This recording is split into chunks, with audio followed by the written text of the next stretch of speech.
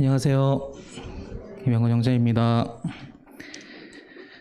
지난주에 이어서 제 말씀을 또 전하게 됐는데요. 오늘은 이제 사무엘하 14장인데, 요즘 제가 이제 이스라엘에 대해서 좀 인터넷을 찾아보고 이제 하다 보니까 지금 이스라엘이 분쟁 국가잖아요. 엄청나게 많은 사람들이 죽어가고 있고, 또 이 쉽사리 끝나지 않을 것 같은 분쟁에 휘말려 있는데, 그런 것들에 대해서 이제 기도하고 또 이제 찾아보니까 작년에 2023년도에 2차 세계대전 이후로 가장 많은 분쟁이 있었던 해라고 하더라고요. 러시아와 우크라이나가 전쟁하고 또 뭐 수단이나 뭐 나이제리아 이런 데서 분쟁이 일어나고 그 숫자만 해도 23만 명의 사람들이 죽었다고 합니다. 참 우리가 항상 봐왔던 하나님께서 얘기하셨던 그 분쟁이 끊이지 않는 그런 시대가 됐는데 정말 하나님께서 속히 오시려고 하는 것 같은 느낌이 많이 들더라고요. 그래서 저는 이제 아이들이 5세, 3세인데 이 아이들에게 어리다고 복음을 좀 늦춰야겠다는 생각을 했었었는데 그럴 게 아니라 지금부터라도 말씀을 계속 전하고 복음을 전해야겠다라는 생각이 많이 들더라고요. 지금 저희 우크라이나가 작년에 신생아 출생률이 0.7이었다고 하더라고요. 근데 다들 아시겠지만 저희 우리나라도 벌써 0.7, 0.6에 달하고 있잖아요. 거의 전시 상황과 다를 게 없는 그런 상황을 보여주고 있는데 전 세계 아무 데도 유례가 없었고 이렇게 급속도로 나라가 사라질 것 같은 지금 모든 과학자들이나 그 인구 분석가들이 한국을 보면서 이제 논문을 쓰고 그러고 있다고 하더라고요. 그 성도님들은 다 지금 전시 상황에 있는 우리가 항상 전투적으로 임하고 있잖아요. 우리 사회생활을 공부도 열심히 하고 평생 동안 공부를 하고 평생 동안 다른 이제 회사원들과 겨루면서 이 아이들이 그걸 보고 자라오고 나서 제 또래죠. 제 또래와 이제 제 또래 아이들이 이제 그게 행복하지 않은 거예요. 가정을 이루고 싶지가 않은 겁니다. 그러니까 우리나라가 유일하게 어떤 것 때문에 사냐라고 물었을 때 다른 나라들은 다 가족 아니면 뭐 친구, 명예 이렇게 얘기를 하는데 저희 우리나라만 돈이라고 대답을 한다고 합니다. 돈을 많이 벌고 싶다. 근데 그 이유도 가정을 위해서요.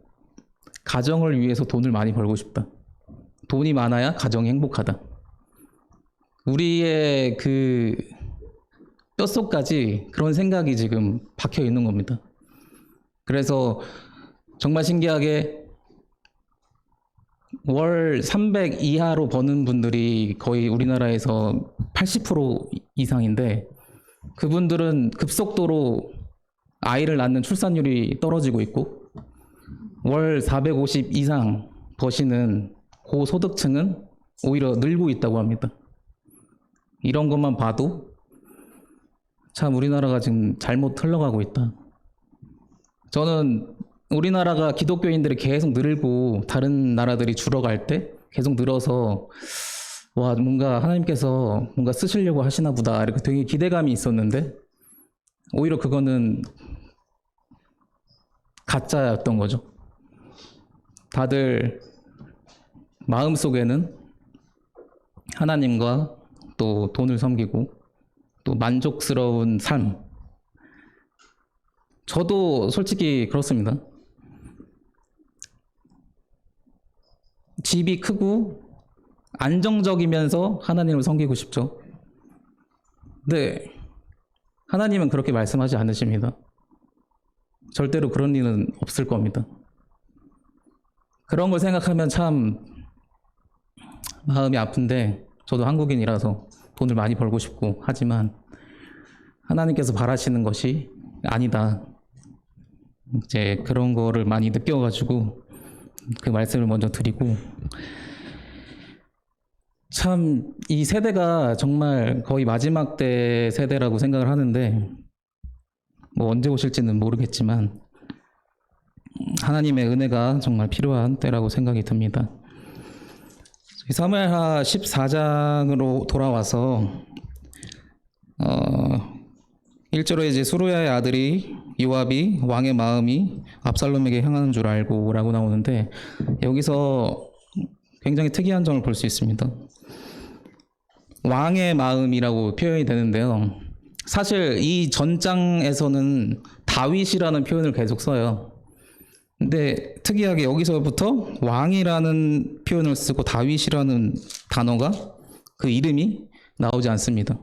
계속 왕이라는 표현을 쓰거든요, 이때부터.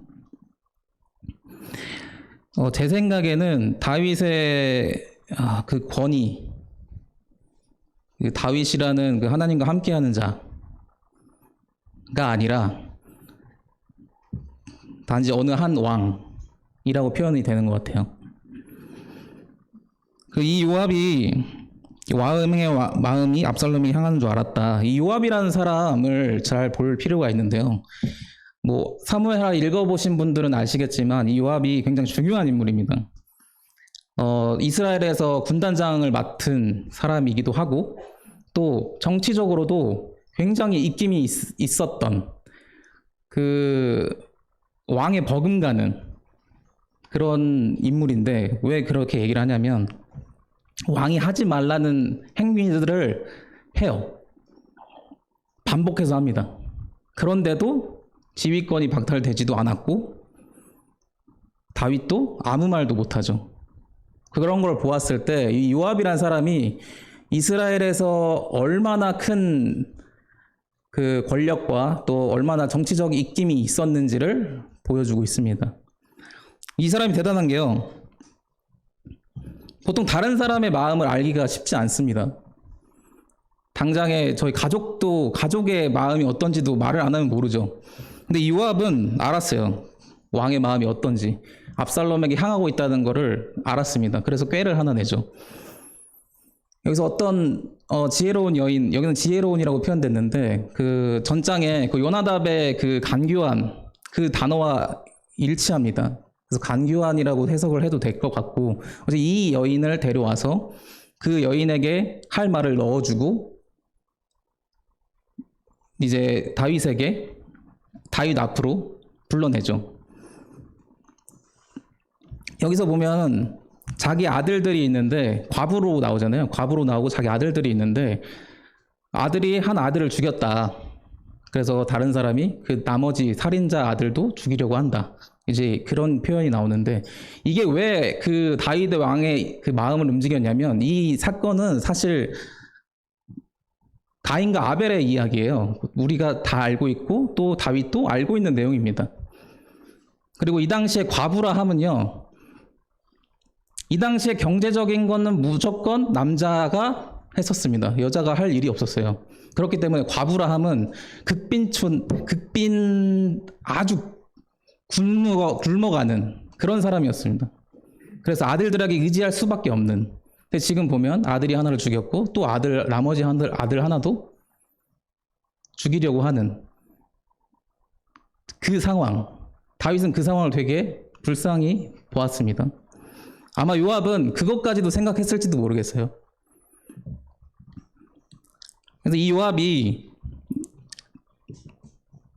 그 두고와 여인에게 그 할 말을 넣어주고, 그 여인이 그 말을 했을 때 왕이 마음이 이제 긍휼함으로 가득 차서 머리 털끝 하나도 떨어지지 않게 하겠다라고 약조를 하거든요. 이 머리털이라는 게 이 시대에는 굉장히 중요했었는데, 그 머리털이 어떠한 아름다움이나 이제 그런 걸 상징하기도 했습니다. 뭐 뒤절에서 보면 압살롬의 머리카락에 대해서도 얘기가 나오는 것처럼. 근데 이 여인이 어떻게 얘기하냐면 14절에 우리는 필경 죽으리니 땅에 쏟아진 물을 다시 담지 못할 것이오나 하나님은 생명을 빼앗지 아니하시고 방책을 베푸사 내쫓긴 자가 하나님께 버린 자가 되지 아니하게 하시나이다. 이 구절을 읽는데 이제 말씀을 하는데 하나님이 생명을 빼앗지 않나요? 아니죠. 이거는 틀렸죠. 하나님은 생명을 빼앗기도 합니다.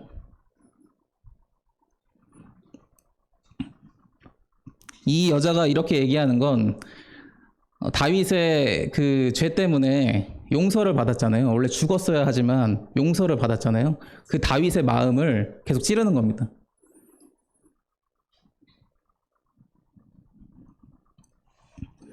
그래서 이 다윗은 깨달아요. 아, 이거 요압이 내 마음을 알았구나라고. 그래서 요압에게 가서 압살롬 데려오라고 합니다. 이 요압은요, 여기서 봤을 때는 굉장히 지혜로운 사람처럼 보이지만 사무엘하 3장을 보면 아브넬이 나오는데 그 아브넬을 배를 찔러서 죽이잖아요. 다윗이 죽이지 말라고 했는데도.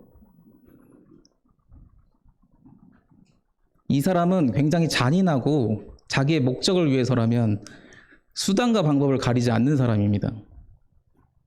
그런데 아까 말했듯이 정치적 입김도 강하고 분명 자기 군단이나 자기 병사들에게 아주 신임이 강했을 거로 보입니다. 사람들이 좋아하는 사람들 있잖아요. 하나님이 좋아하는 사람이 아니고 사람들이 좋아할 사람.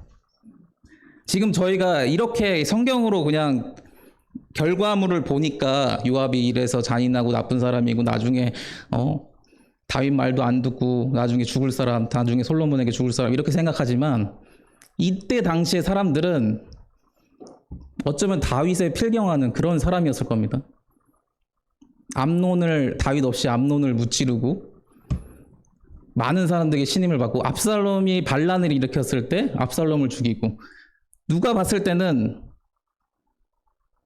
그 반란군의 수장을 없앤 거기 때문에 굉장히 신임이 강했을 겁니다. 그리고 이 사람은 이 지금 압살롬을 불렀던 이유도요, 사실은 정치적인 이유가 있을 거라고 저는 생각해요. 왜냐하면 이때 당시에 이스라엘이 이제 사울왕 다음에 다윗왕으로 했을 때 굉장히 어지러웠지 않습니까? 현재도 굉장히 어지러웠을 거예요, 정세가. 그래서 암논을 죽이고 압살롬이 도망쳤을 때 나라가 분열되는 걸 걱정했을 겁니다. 그래서 요압은 그 사람 계속 데려오고 싶었을 거예요. 압살롬을. 좀 잠재우기 위해서. 아니 세상에 셋째가 첫째를 죽이고 지금 도망을 쳤는데 얼마나 어지럽겠습니까? 사람들이 입방아가 계속 오르고 그런 걸 잠재우고 싶었을 거라고 생각합니다. 왜냐하면 나중에 솔로몬을 픽했을 때, 다윗이 솔로몬을 정했을 때 아도니아를 밀죠. 요압이. 아도니아가 사실 왕이 됐어야 되는 건 맞습니다. 사람들이 보기에는. 왜냐하면 첫째가 죽었고 둘째도 기록이 안 나온 거면 죽었을 거라고 생각을 해보면 셋째도 반란으로 죽고 넷째가 왕위를 당연히 넷째가 받았어야죠. 근데 하나님의 뜻은 그게 아니었죠.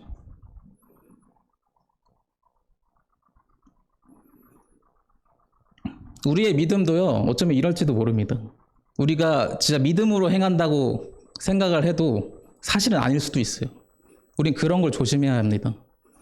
그렇기 때문에 매일매일 새롭게 묵상하고 매일매일 새롭게 하나님을 만나야 되는 것입니다.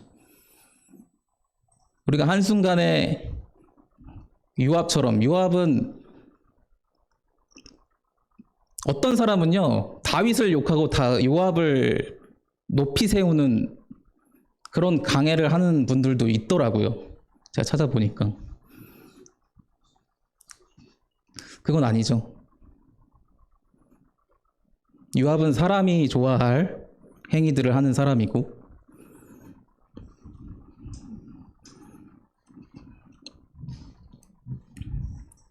그래서 이제 압살롬이 돌아옵니다. 압살롬이 돌아왔을 때 다윗은 만나주질 않아요. 그냥 돌아가라. 볼 수 없게. 24절에 왕이 이르되 그를 그의 집으로 물러가게 하여 내 얼굴을 볼 수 없게 하라 하매 압살롬이 자기 집으로 돌아가고 왕의 얼굴을 보지 못하니라. 1절에 다윗이 압살롬에게 마음이 향했다고 했잖아요. 근데 왜 얼굴을 보여주지 않았을까요? 저는 다윗이 굉장히 복잡한 마음이었을 거라고 생각해요. 조금만 생각해도 사실 자기 아들을 죽인 아들 어떻게 해야 할지 정말 감이 안 잡힙니다. 저도 아들을 둘 키우고 있지만요. 그 아이들이 분쟁이 났을 때 되게 어려워요. 누구 편이라고 해야 될까? 어떻게 분쟁을 조절해야 될지를 굉장히 어렵게 느껴집니다. 근데 어쨌든 하나님께서 원하시는 거는 그 아이들에게 그 죄와 그런 걸 알려주는 교육이 필요하잖아요. 그래서 한 번은 저희 첫째가 약 한 18개월 정도 됐을 때 제가 자다가 이 얘기를 제가 드렸었는지 모르겠는데 제가 자다가 새벽에 갑자기 아이가 일어나는 거예요. 그래서 혜연아 왜? 자 여기 자 했는데 갑자기 제 얼굴을 딱 보더니 따귀를 갑자기 딱 저 진짜 깜짝 놀라서 근데 그 아이가 손이 고사리 손이잖아요. 근데 아프더라고요. 정말 온 힘을 다해서 때렸는데 그때 순간 혼내야 되겠지? 이렇게 혼내야지 이렇게 된 거예요. 그래서 이제 매를 들고 이거 절대 안 된다. 이거 절대 안 돼. 근데 18개월이 말을 잘 못하잖아요. 그러니까 뭐 에베베 어버버 해요. 아빠 하면서. 어쨌든 어떻게 이걸 무서운 분위기를 만들어서 이러면 절대 안 된다라는 걸 이제 알려줬는데 그게 이상하게 안 고쳐지더라고요.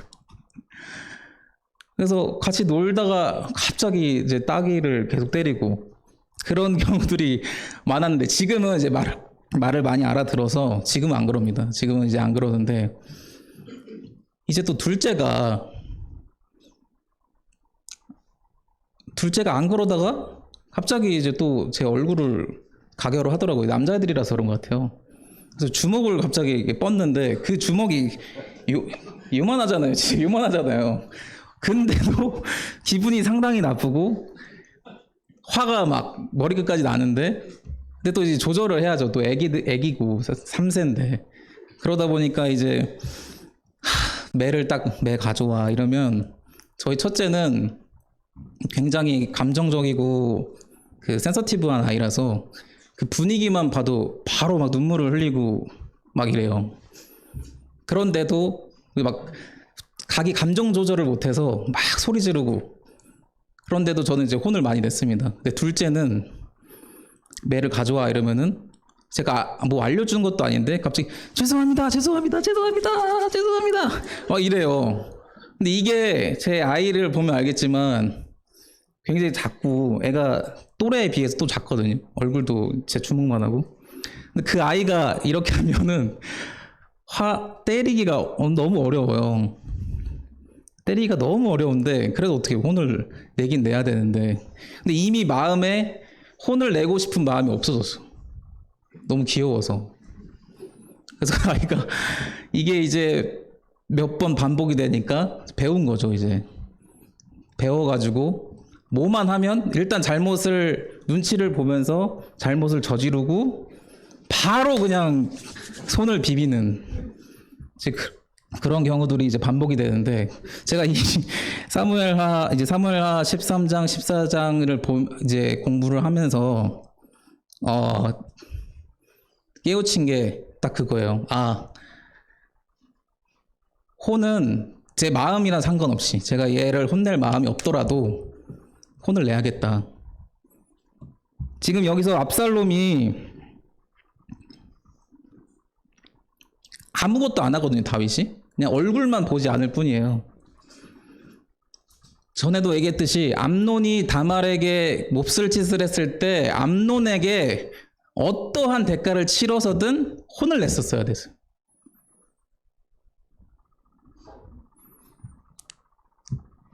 모든 사람들이 그 합당할 정도의 혼. 그러지 않았기 때문에 암논이 죽었죠. 압살롬도 마찬가지예요. 압살롬도요, 암논을 죽이는 그런 행위를 했다면 거기에 대한 대가는요 분명히 치렀어야 됩니다. 그걸 다윗이 했었어야 돼요.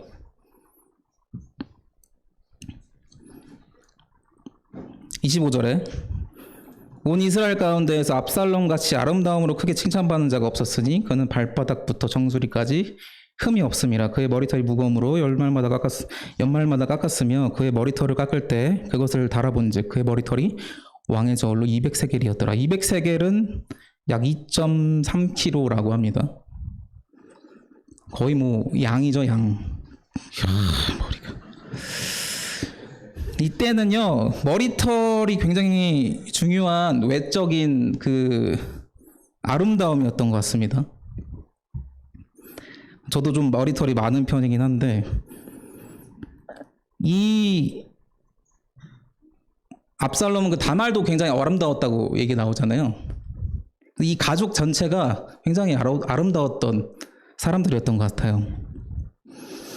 뒤절에 아들 셋과 딸 하나를 낳았는데 딸의 이름은 다말이라. 그는 얼굴이 아름다운 여자더라. 이 다말도 또 아름다운 여자로 나오죠. 이 다말이 나중에 되게 중요한 역할을 하는데 뭐 지금은 의미가 없고. 압살롬이 왜 딸의 이름을 다말이라고 지었을까요?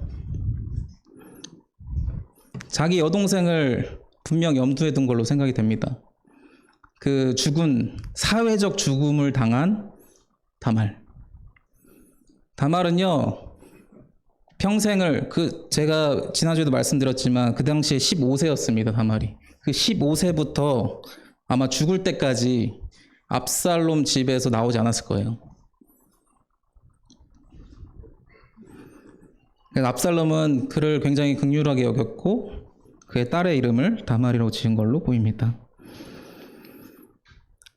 압살롬이 이태 동안 예루살렘에 있으되 왕의 얼굴을 보지 못하였으므로 압살롬이 요압을 왕께 보내려 하여 압살롬이 요압에게 사람을 보내 부르되 그에게 오지 아니하고 또다시 그에게 보내되 오지 아니하는지라. 압살롬은요 빨리 이 관계를 회복하고 싶었어요. 왜냐하면 자기가 이제 왕세자니까.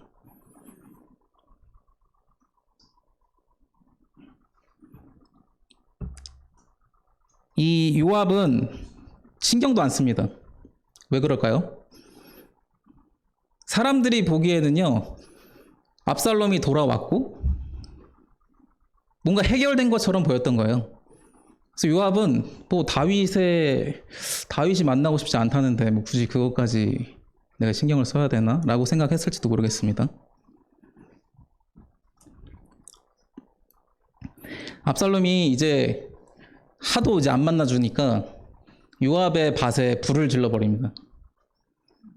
그래놓고 이제 요압이 와서 왜 내 밭에 불을 질렀냐 했더니 아니 내가 저기 우리 외할아버지 집에 가가지고 잘 살고 있었는데 그 굳이 데려와가지고 지금 나를 이렇게 표현하고 나를 만나주지도 않고 이럴 거 왜 데려왔어요? 이렇게 대답을 합니다. 이걸 봤을 때 압살롬은 뭐 전혀 뭐 죄에 대한 그런 회개가 없었던 것 같아요.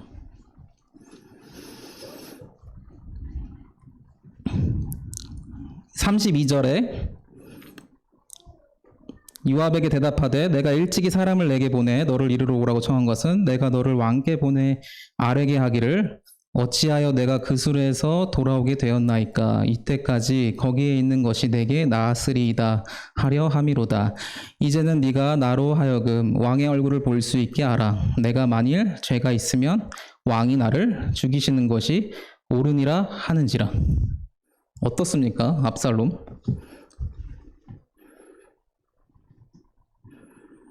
이게 지금 제가 텍스트를 읽으니까 얘 자기 목숨을 걸고 지금 왕을 만나려고 하네 라고 보일지는 모르겠지만 제가 보기에는 암논을 죽인 그 죄인의 모습이 없어요. 이 사람은 지금 회개가 없습니다. 다윗이 자기를 죽이지 않을 거라는 거를 확신하는 것 같습니다. 실제로 왕이 죽이지 않죠, 압살롬을.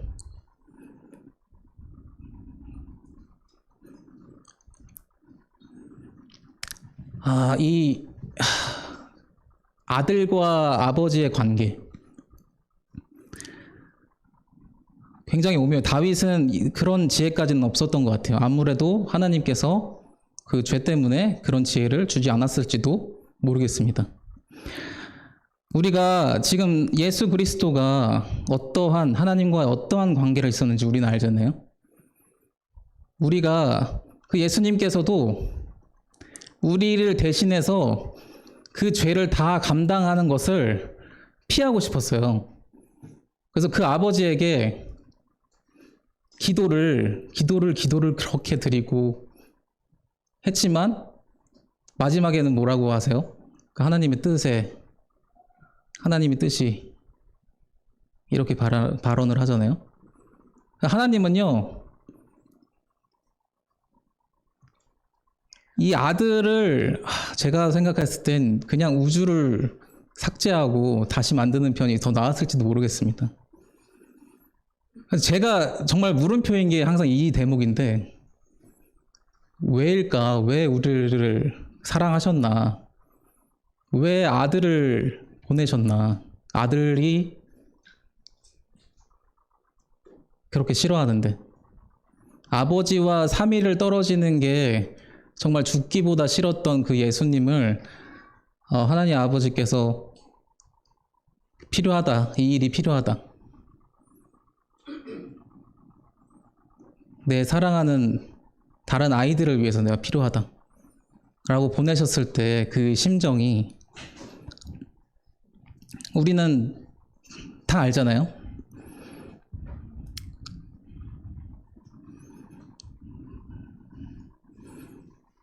사실 이 압살롬이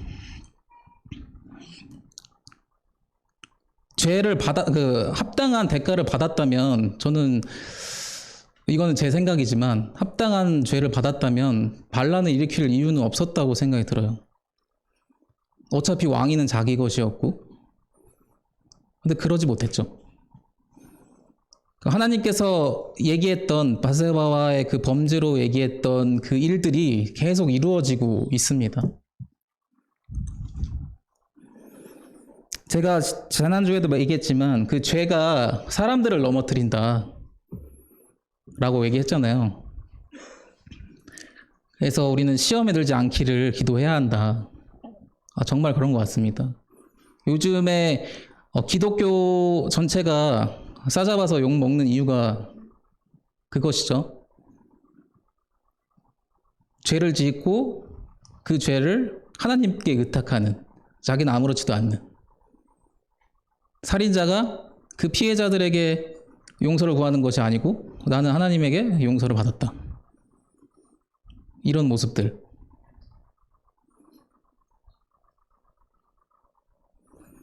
진정한 회개라는 거를 좀 생각해 봐야 될 것 같습니다. 진정한 회개가 뭘까요? 하나님께서 원하시는 그런 회개가 무엇일까요?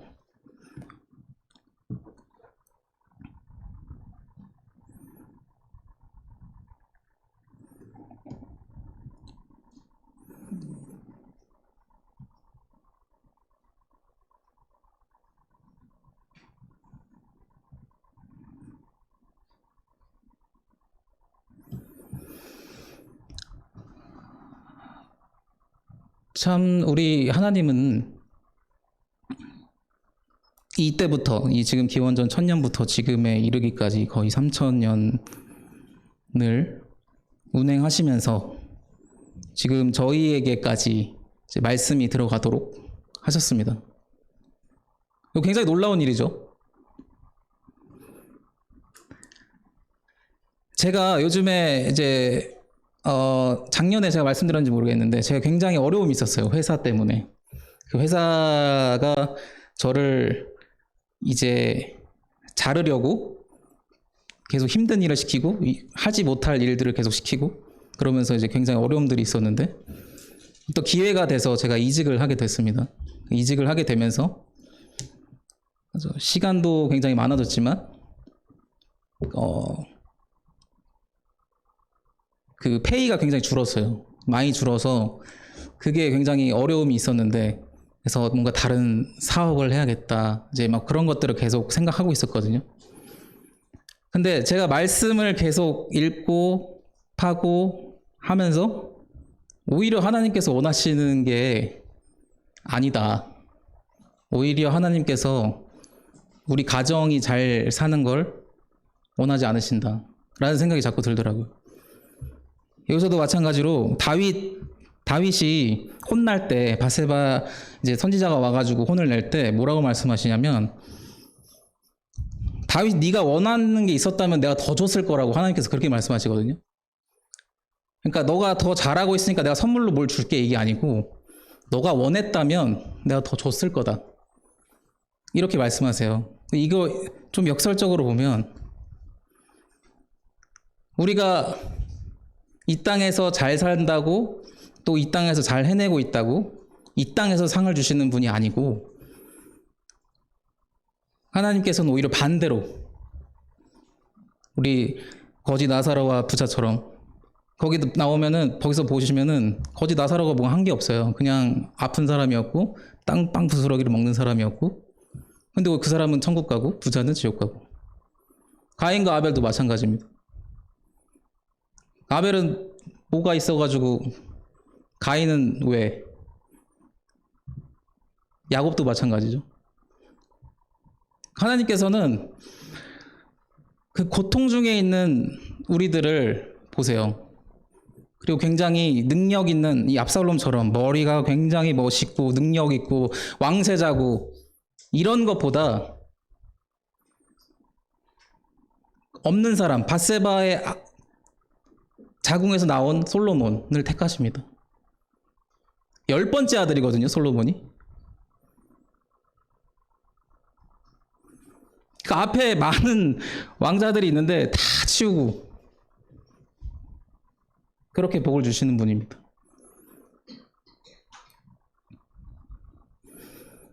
우리가 많은 돈을 벌어서 많은 돈을 헌금한다고 하나님께서 기뻐하지 절대 않으시고, 우리 그 두렙돈 줬던 그 과부 있잖아요. 그게 지금 현재 시세로 하면 700원 정도 한다고 해요. 거의 뭐 라면 사 먹을 돈인데, 그 라면 사 먹을 돈 때문에 칭찬을 받는, 하나님의 진리는 그렇습니다. 우리가 요압과 압살롬처럼 이렇게 능력 있고 굉장한 일을 해내는 게 하나님께서 원하시는 게 절대 아니라는 거. 그리고 이거는 그냥 제 생각이지만, 죄를 지었으면 그 대가는 충분히 받아야 된다는 거. 이것은 하나님께 벌을 받는 것보다 차라리 이 땅에서 벌을 받는 게 낫습니다. 교회 안에서 그냥 자백하는 게 나아요. 하나님께서 문책하시는 것보다 이 교회 내에서 혼이 나는 게 훨씬 낫습니다. 여기 보세요. 암논도 버려지고 압살롬도 버려지고, 자기 죄 때문에 목숨으로 다 갚음이 되었죠. 죄의 삭은 사망입니다. 우리가 보통 그냥 죄를 짓는 것에 대해서 항상 지으니까, 오늘도 지으니까, 아까도 지었으니까, 그러면서 회개에 대해서 무뎌지고, 그러면 안 된다는 거예요. 죄의 무게는 항상 무거웠고, 평생 동안 저희 세대를 지나서 앞으로 예수님께서 재림하실 그 날까지 항상 무거울 것입니다. 그래서 하나님께서 항상 깨어있으라고 말씀하시고 그런 거죠. 교회 안에서도요, 어떤 성도님들이 죄를 지었다는 게 탄로가 난다면 다른 성도님들에게 걸림이 됩니다. 실족하게 만들어요. 이 다윗이 죄를 짓고 그 가족이 다 실족했던 것처럼 그렇습니다. 죄의 습성이 그래요. 우리는 다 마음에 죄가 있기 때문에 다 걸림이 될 수밖에 없습니다. 오직 그게 시험에 들지 않으신 분은 예수 그리스도죠. 그래서 우리가 예수 그리스도를 믿는 거고 우리가 예수 그리스도의 삶을 따라가는 것이죠.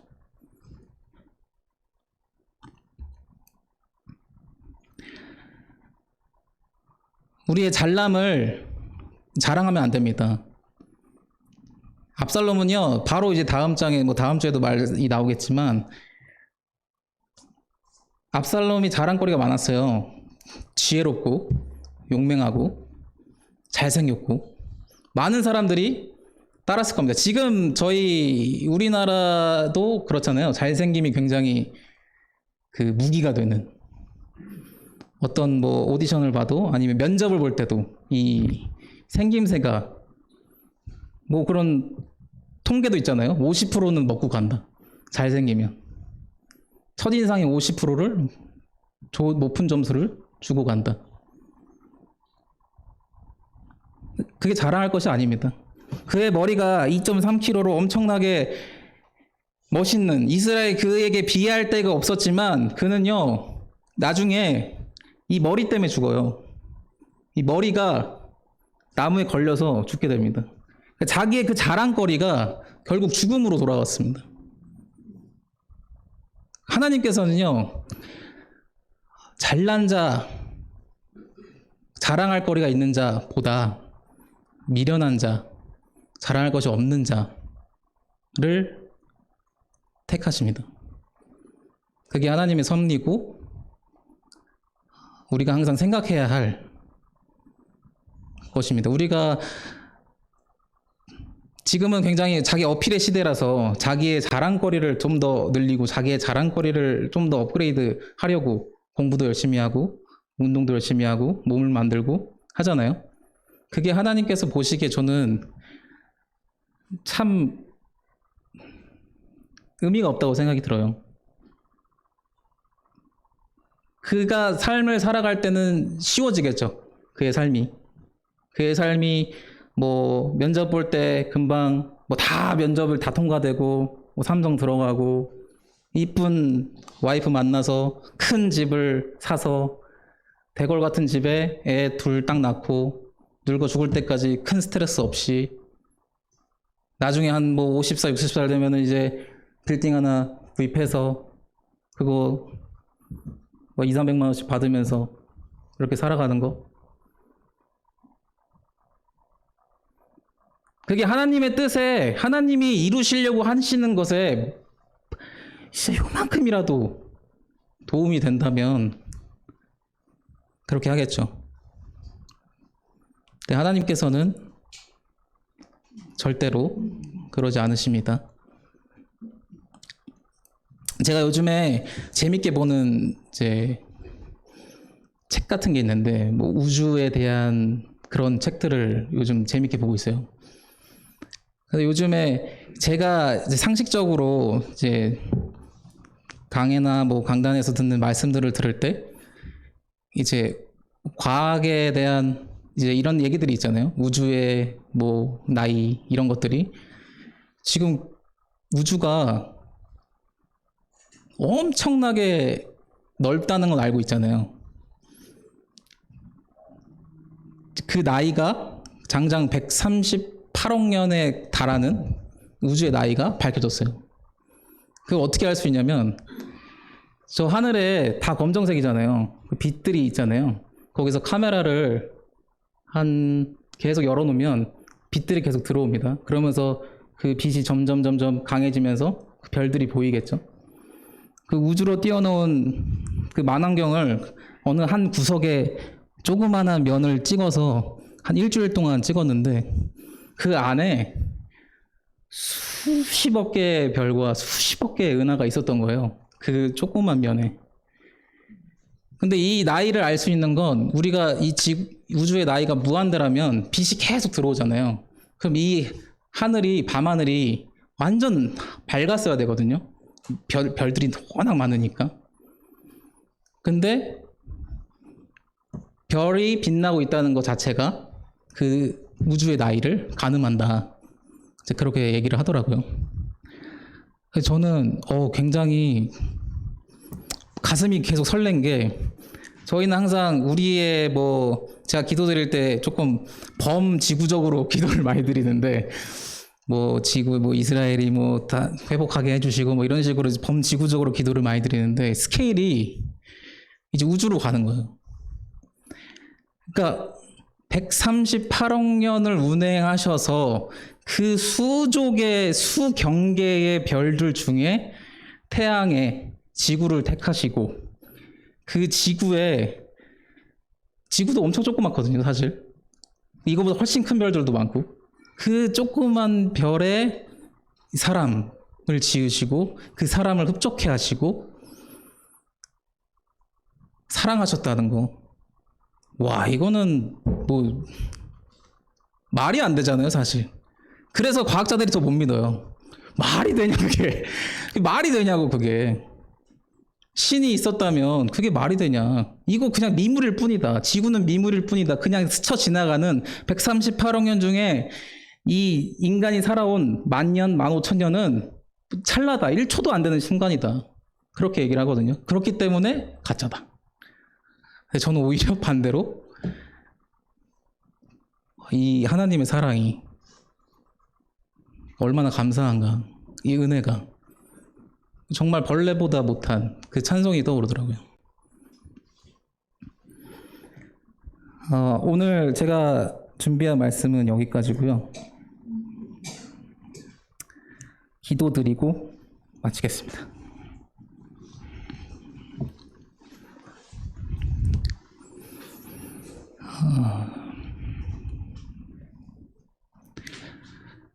하나님 감사합니다. 정말 한치의 오차도 없이 이 우주 만물을 운행하시고, 또 한치의 오차도 없이 이 지구를 설계하시고, 또 한치의 오차도 없이 저희를 사랑함에 감사를 드립니다. 저희가 오늘 요압과 압살롬에 대해서 또 배웠는데, 이 요압과 압살롬은 사람의 일을 도모하는 그런 자들이었습니다. 그러나 이 자들과 같은 저희들을 사랑하시고 불러 모으시고 또 이렇게 말씀을 듣게 하심에 감사를 드립니다. 하나님의 뜻이 어디까지인지 저희는 알지 못하나 하나님이 하시는 일은 다 선하다는 것을 저희는 믿습니다.